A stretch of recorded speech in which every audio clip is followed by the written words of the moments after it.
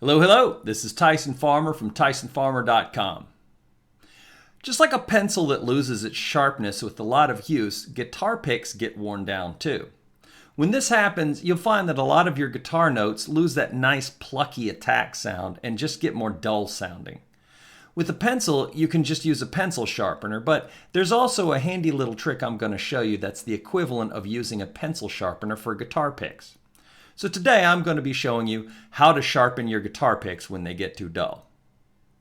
First, you need a rug or carpet for this. I recommend an old rug that you don't mind making marks on because the color in some guitar picks sometimes can actually leave behind little streaks that can eventually make a nice carpet look pretty janky if you use this trick on it often.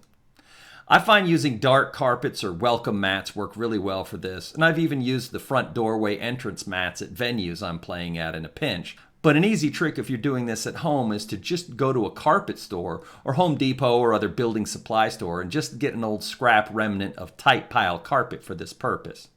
Looser pile carpets for this work just fine too. In fact, I'll be doing this demonstration on the normal thickness variety on my music room floor for this video since it's closest to the cameras. But I find the tighter pile carpets just work quicker and are more precise when you have them around.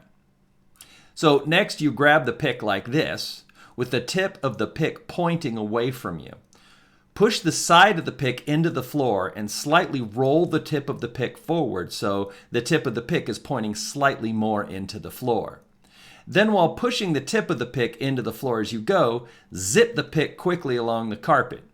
Be careful how you're holding your fingers here because if you're not careful, you can get some serious rug burns. Do this several times on one side, then flip the pick and do the other side as well. I like to go about 3 times on each side of the pick and then check to see what it looks like. Keep doing this until the tip of your pick is noticeably sharper or to your preference. Then I usually like to zip the pick in a more horizontal direction from side to side while bearing into it a little lighter to sort of buff or polish it out. Sometimes this works against denim jeans as well pretty good. There we go, much better. Now here's a good time to say a word or two about pick material. Most of your standard picks are made from a material called celluloid, which is a type of plastic-like material made from treating wood pulp with a whole bunch of other chemicals. This means that they're technically not really made of plastic in the true sense of the word, but it also means that they're crap. Usually you can tell a celluloid pick by the fact that it's reflective, shiny, and very slightly transparent at times. The most common type of celluloid picks are what's called the tortoise shell picks. These are usually brown but can be any color and have a sort of mottled random pattern to them that mimics the look of a turtle shell. This is because these type of picks were originally introduced as an alternative to using actual turtle shell layers from the hawksbill sea turtle when hunting them became illegal because they were being hunted almost to extinction. But that's an entire other story for another day. The point that I am slowly moving toward is that this material, although very cheap and easy to come by, is also really low quality. While it was ahead of its time when it first came out, it is a far inferior material to make guitar picks out of nowadays. To prove this, check out what happens when I zip a celluloid pick along the carpet to sharpen it a few times. See all those little microscopic burrs and feathering? Those little things catch on your guitar strings and slow you down. Although I've been able to buff these out halfway decently against denim jeans and carpet sometimes, they're still a pain in the butt to get just right and way more trouble than they're worth, especially considering there are much better materials out there nowadays. A good example of better material is a plastic called Delrin.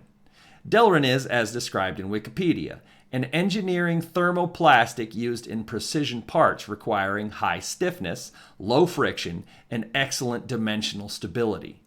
Thermoplastic as in industrial strength pipes carrying extremely hot liquids at extremely high temperatures. This is a more durable pick that you can rely on. You can usually identify Delrin by its more opaque and less reflective matte finish or dull look. This is another subject that deserves a video of its own, but I will say this is why I'm such a big fan of Dunlop picks, since they're almost all made of Delrin, and the ones that aren't are made of even superior plastic. I'm a particular fan of the Tortex picks, but with Dunlop, you're pretty much safe with anything that has a picture of a reptile or rhinoceros on it. Anyway, let's give a Delrin pick the zip test and see what happens. See how much smoother this is? Although it takes a few more zips on each side to get there, see how it sort of polishes and buffs itself out? Ready to use right away, and the fact that it takes many more zips to get there shows you how much longer it lasts than a celluloid pick. So there you have it, the simple way to sharpen a dull pick. Obviously, just like a pencil being sharpened down to a nub, you can only do this so much on every pick before you barely have anything left to work with. But it is still a great way to get more life out of your picks when they get worn down. So what did you think? Did this help you, or did you know about this trick already? Do you know any other clever little hacks of your own that you can share? I'd love to hear your thoughts on this, so put your thoughts in the comments below. If you like my teaching style, be sure to check out my channel for more tutorial videos, and check the links below the videos for more teaching and music learning resources that I offer. I'm always adding to my video channel when I can, so check in often to see what's new. This is Tyson Farmer from TysonFarmer.com. Thanks for checking my channel out, and stay self-motivated and keep playing.